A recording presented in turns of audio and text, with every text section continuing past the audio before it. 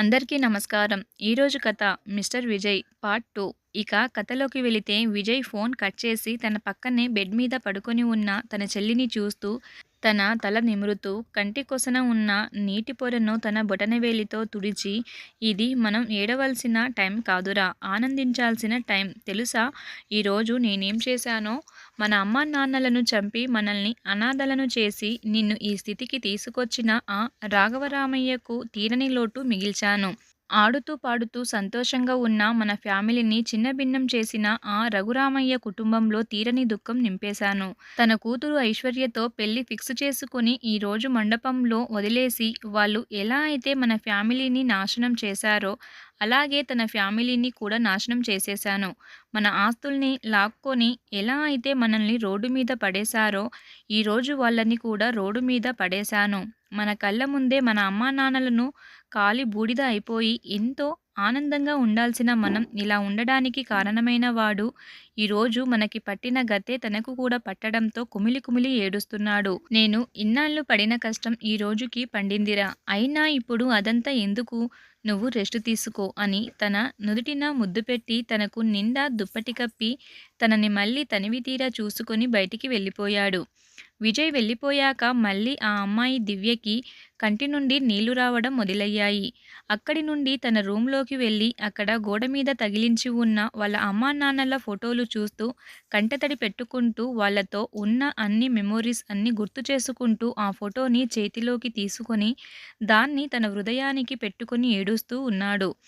మళ్ళీ ఆ ఫోటోని దాని ప్లేస్లో పెట్టేసి తన కళ్ళు తుడుచుకుంటూ ఆ ఫోటోని చూస్తూ, విజయ్, నాన్నా, నా కళ్ళ ముందే మీ ప్రాణాలు తీసిన వాళ్ళని వదిలేదే లేదు. 10 ఏళ్ల తపనకి, కృషికి ఈరోజు ఫలితం లభించింది నాన్న.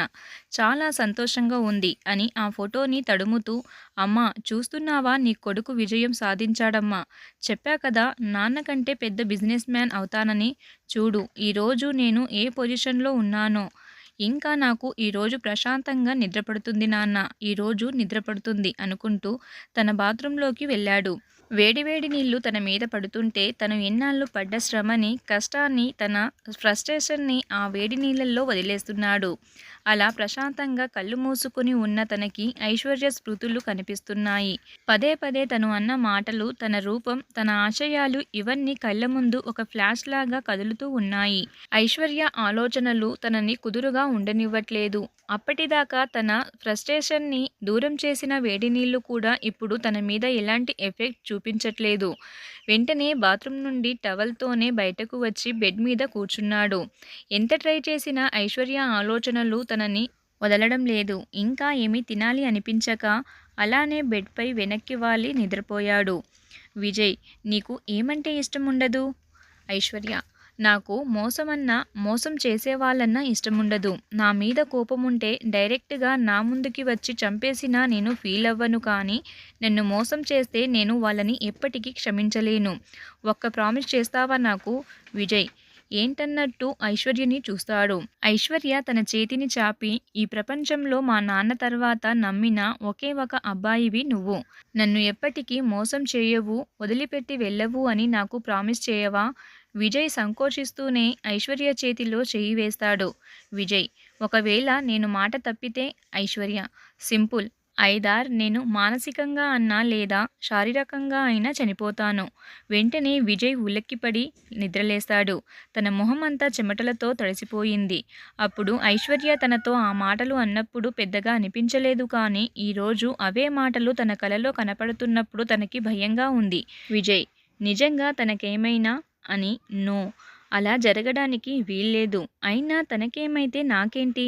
నువ్వు తనతో ఇన్ని రోజులు క్లోజ్గా ఉంది కేవలం నీ పగ కోసమే. ఈ విషయం మర్చిపోకు అని మళ్ళీ తనని తాను సముదాయించుకొని మళ్ళీ నిద్రకు ఉపక్రమించాడు. అక్కడ పెళ్లి మండపంలో వీడియో కాల్ కట్ అయిన వెంటనే ఐశ్వర్యకి కళ్ళల్లో నీళ్లు ఆగడం లేదు. ఇన్నాళ్ళు విజయ్ చూపించిన ప్రేమ, తన మీద తీసుకున్న కేర్ అంతా అబద్ధం అని తెలిసినా తన మనసు దాన్ని ఒప్పుకోవడానికి సిద్ధంగా లేదు. కానీ తన కళ్ళ ముందే తన కలలన్నీ కూలిపోయినట్టుగా అనిపిస్తుంటే తన చుట్టుపక్కల ఏం జరుగుతుందో కూడా తెలుసుకోలేక, ఆ స్ట్రెస్ని తట్టుకోలేక అక్కడ కుప్పకూలిపోయింది.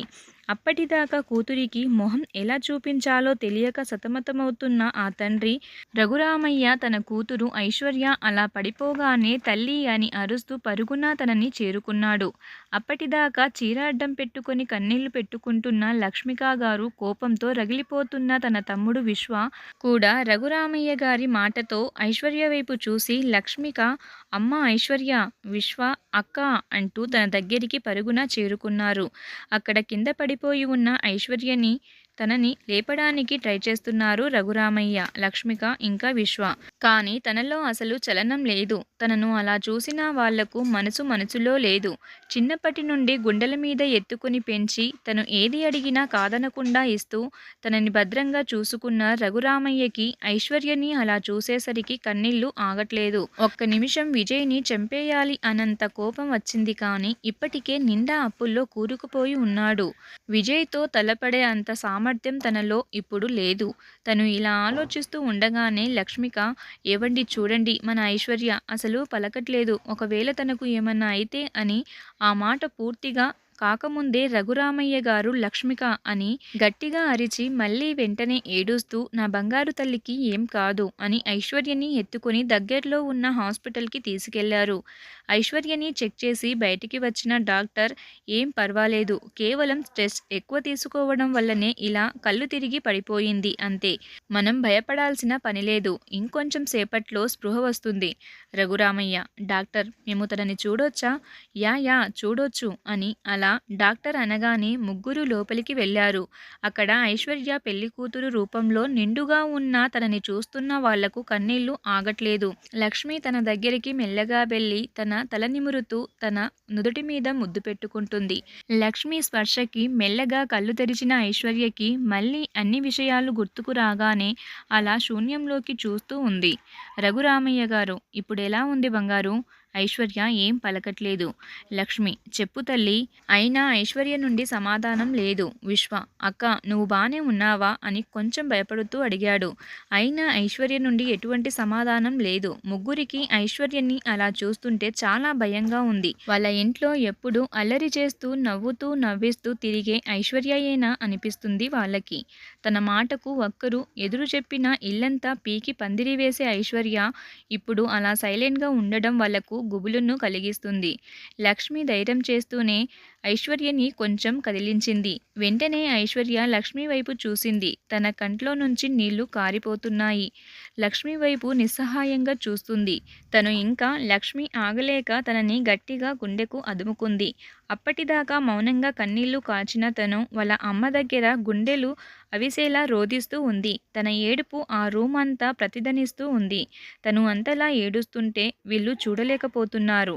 తను ఎంతసేపటికి ఆపలేకపోవడంతో విశ్వ, రఘురామయ్య ఇద్దరు కూడా తన దగ్గరికి వచ్చి తనను సముదాయిస్తూ ఇదంతా చూస్తున్న రఘురామయ్య తన మీద తనకే కోపం వచ్చి, అంతా నా వల్లే, నేనే నా చేతులతో నా బంగారు తల్లి జీవితాన్ని నాశనం చేశాను.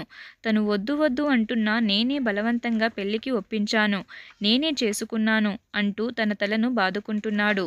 రఘురామయ్య అలా అనగానే అటు సైడ్ తిరిగిన ఐశ్వర్య వాళ్ళ నాన్న అలా కొట్టుకోవడం చూసి వెంటనే ఏడుపు ఆపేసి తన కన్నీళ్లు తుడుచుకొని రఘురామయ్య చేతులు పట్టుకొని ఆపుతూ, నాన్న ఆగండి నాన్న, ఇందులో మీ తప్పు ఏమీ లేదు. నాకు మంచి చేయాలనే కదా మీరు అనుకున్నారు. మిమ్మల్ని మీరు దోషిగా చూసుకోవడం ఆపండి రఘురామయ్య. కానీ నీ జీవితం? ఐశ్వర్య తన చేతులు చూపించి ఏమీ చెప్పొద్దు అన్నట్టు చూస్తూ తన కళ్ళల్లో ఉన్న ఆ కాస్త నీళ్లను కూడా తుడిచేస్తూ ఒక నిర్ణయానికి వచ్చినట్టుగా చూస్తుంది మిగతా అందరి వైపు. సో ఐశ్వర్య ఏం నిర్ణయం తీసుకుంటుందో ఈ కథలోని మిగతా భాగాన్ని నెక్స్ట్ ఎపిసోడ్లో చూద్దాం. Please subscribe my channel.